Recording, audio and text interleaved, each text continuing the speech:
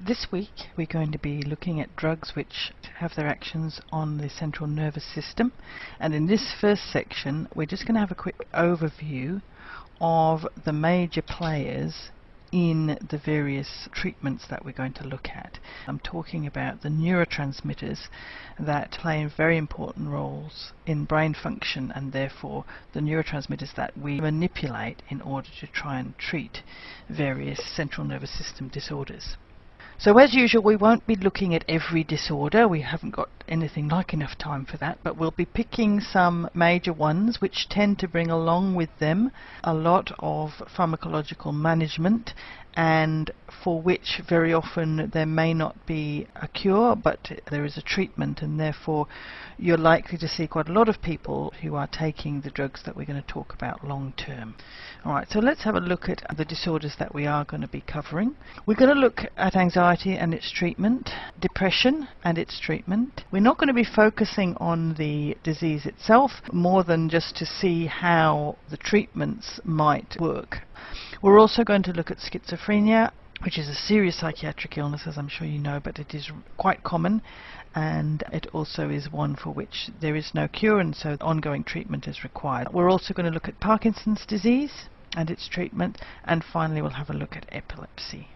Alright, so let's have a look at the neurotransmitters, because it's the neurotransmitters which underlie all of the pharmacological interventions that we're going to be talking about. So first here you're seeing the monoamines. This is a group of incredibly important neurotransmitters, all stars in terms of the things that they do.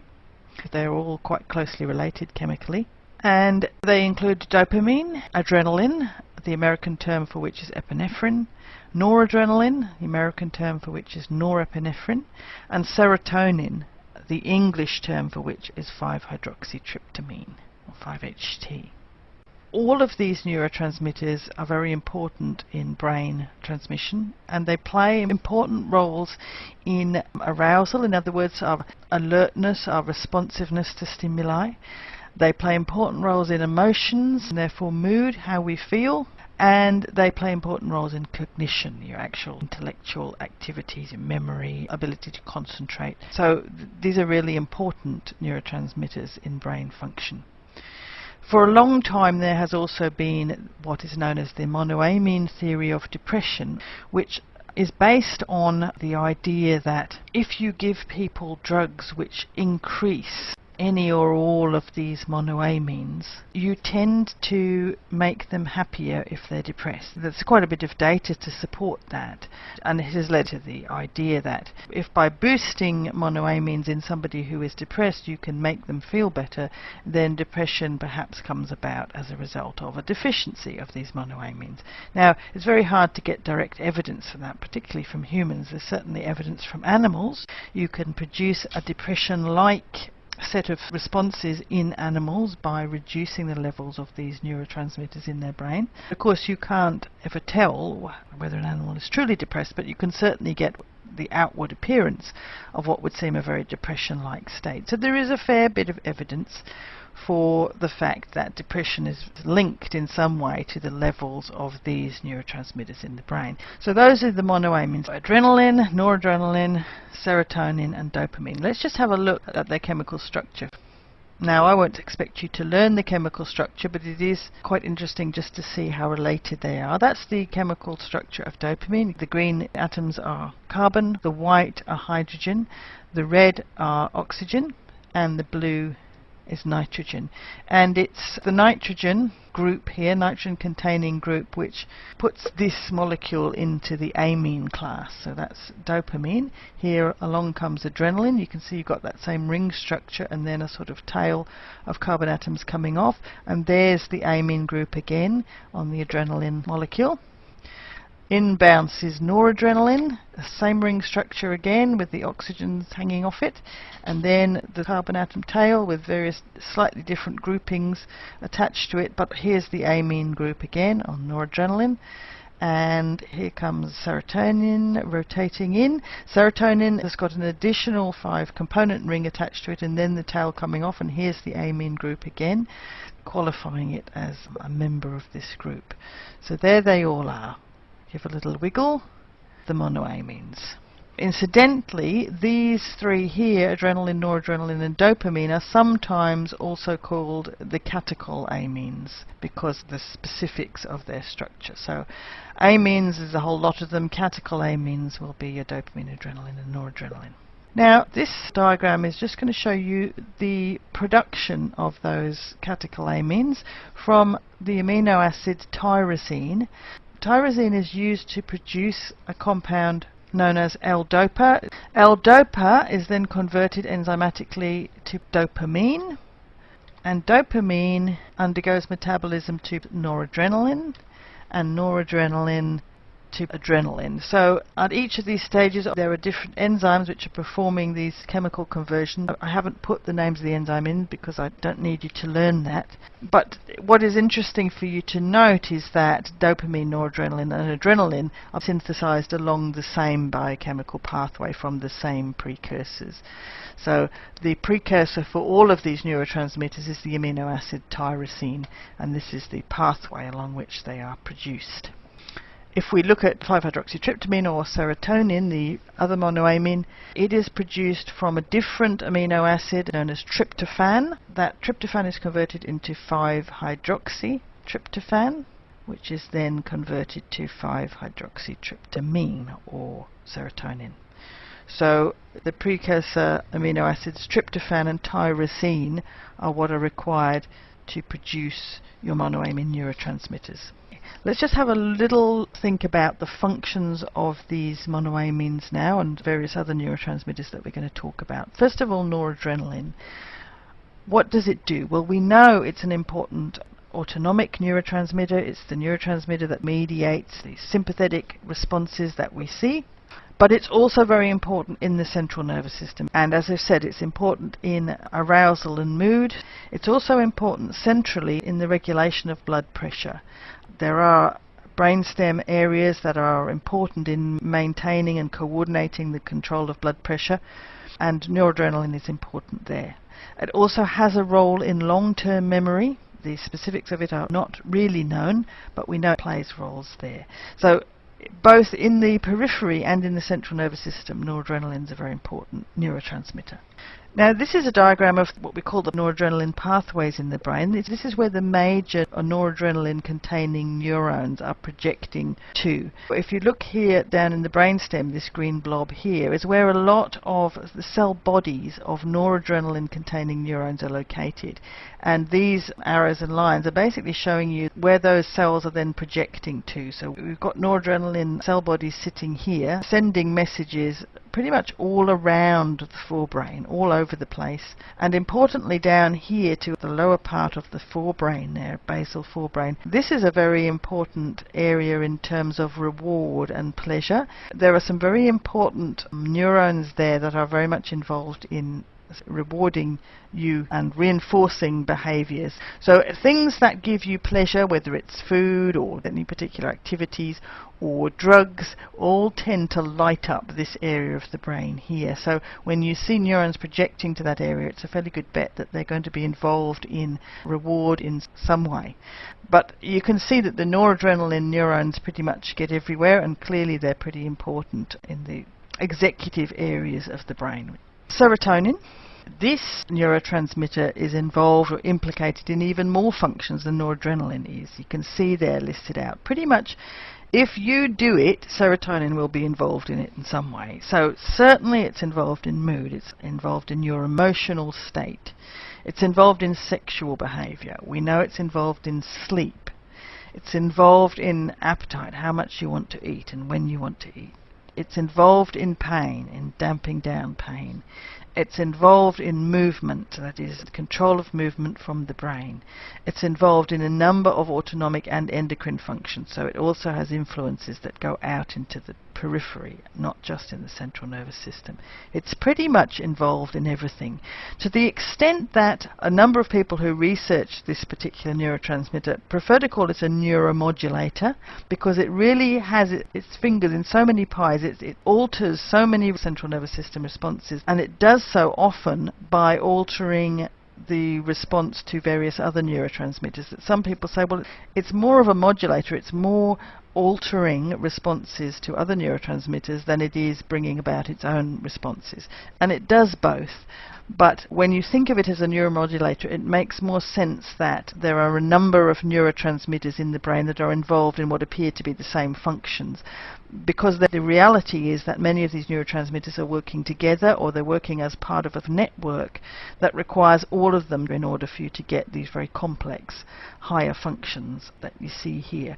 So serotonin is a very important neurotransmitter, neuromodulator in a whole slew of higher functions in the central nervous system. Agents that act on serotonin receptors are going to produce a lot of potential drugs simply because of the number of activities that serotonin is involved in. Now here's the pathways again. Not radically different from what we were seeing with the noradrenaline pathways. What you tend to get is a clustering of cell bodies in the brainstem area. There's many more cell bodies that are associated with serotonin neurons than with noradrenaline ones. So there's a number of centers from which your serotonin-containing neurons are sprouting, if you like. Notice also there's neurons that are projecting downwards to the spinal cord. So not only have we got serotonin neurons coming out into the forebrain and releasing their serotonin there, but you also have release of serotonin into the spinal cord, which just reflects really the whole array of different responses that serotonin is taking care of. It's everywhere. Now, as I said, given that serotonin does so many things, it makes sense that drugs that act on the serotonin pathways would have the capacity to alter a number of disease states potentially.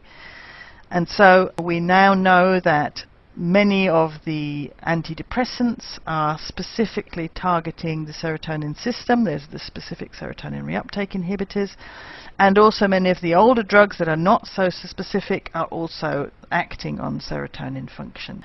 The antipsychotics, particularly the second generation, that is the newer antipsychotic agents, which we will also be talking about, they are targeting serotonin function.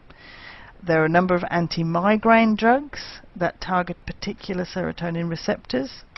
And now, and more recently, a number of anxiety disorders, which again we're talking about in a later part, which are now treated using specific serotonin reuptake inhibitors because they seem to be more effective at some of the more serious anxiety disorders that aren't easily treated by anti-anxiety drugs.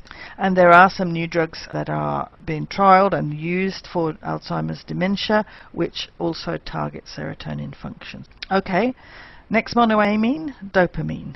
Dopamine is extremely important in that reward pathway and in behavioral drives. Many people know this as the pleasure neurotransmitter, the happy neurotransmitter.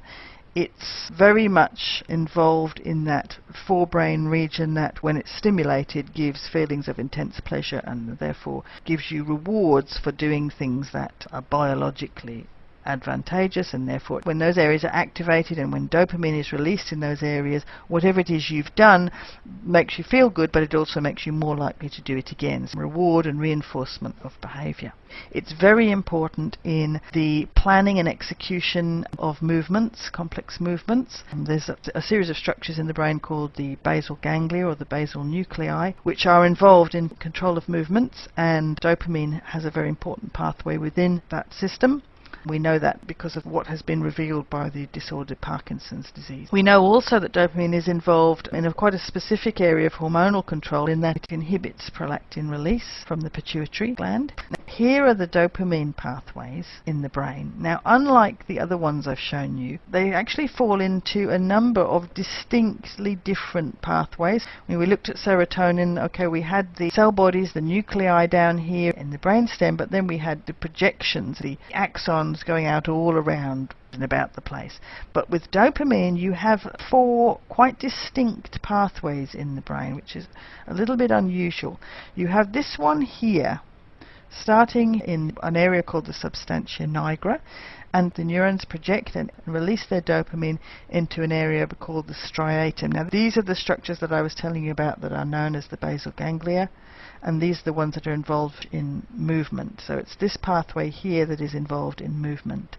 There's another pathway which is known as the mesocortical pathway, meso meaning middle, and it's coming from the midbrain, and then it's projecting up and around to the cerebral cortex. So you have it coming out to that basal part of the forebrain, the pleasure centers very importantly, but also going to other parts of the cerebral cortex, the executive function area. So that's a second pathway. Thirdly, there's this mesolimbic pathway originating from the same place as the mesocortical, in other words the midbrain here, and its neurons peel off from the mesocortical ones and throw axons down towards this deeper part of the forebrain, these structures around here, which are known as the limbic system and motivational system, and very much involved in generation of emotions. So that's a third pathway which contains dopamine neurons. And finally, this very little one down here is what is known as the tuberoinfundibular pathway, which is this dopamine neurons projecting from the hypothalamus down to the pituitary, and those are the ones that are involved in controlling the release of prolactin. So 4 distinct pathways, one involving the control of movements, the nigrostriatal pathway here, one involving more executive functions going to the frontal lobe, so planning, various fairly complex behaviors and pleasure, and one involving the motivational areas and emotional control areas. So the appearance of dopamine containing neurons is much less diffuse than it is with the other amines. So far, what drugs have we got that target dopamine function? Well, 2 major areas really in the treatment of psychosis. So our antipsychotic drugs and the treatment of Parkinson's disease, because Parkinson's disease is very much to do with degeneration of specific dopamine containing neurons in that motor control area of the brain. Now, to set you up nicely for what we're going to talk about in the parts to come, a little bit about how we boost up the levels of monoamines pharmacologically, because we are going to be talking quite a bit about ways to increase monoamine levels. So these 2 neurons here, let's say, are monoamine containing neurons, and when they're stimulated they release their neurotransmitter, which diffuses across the synaptic cleft and locks on to their receptors on the postsynaptic cell, and that initiates a response.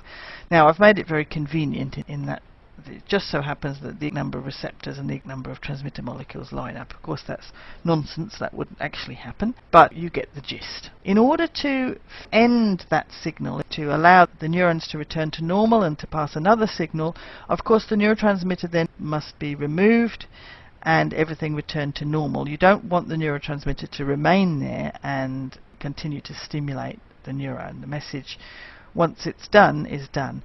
And what you're seeing here are the 2 major ways in which our monoamine neurotransmitters tend to be removed after they've been released and done their job, and that is by reuptake, active pumps which grab the molecules of neurotransmitter and suck them back up into the nerve terminals, and also enzymes which break down the neurotransmitters that are left hanging about in the synaptic cleft. This one here is monoamine oxidase, so this works on all of the monoamines, and this one here is catechol O-methyltransferase, which also acts on these monoamines. Now, monoamine oxidase is probably responsible for more of the breakdown, particularly in the synaptic cleft, than COMT, but they both help to end the monoamine signal after it has been sent. So active reuptake and enzymatic breakdown. Now, why am I telling you this? Well, because if you get a drug which inhibits any of these components, then you're going to raise the level of the monoamines in the synapses, simply because any monoamines that are released will stay around for longer, and so over time you will get a general increase of the levels of monoamines if you do anything to inhibit their breakdown, so if you inhibit the pumps or if you inhibit these enzymes.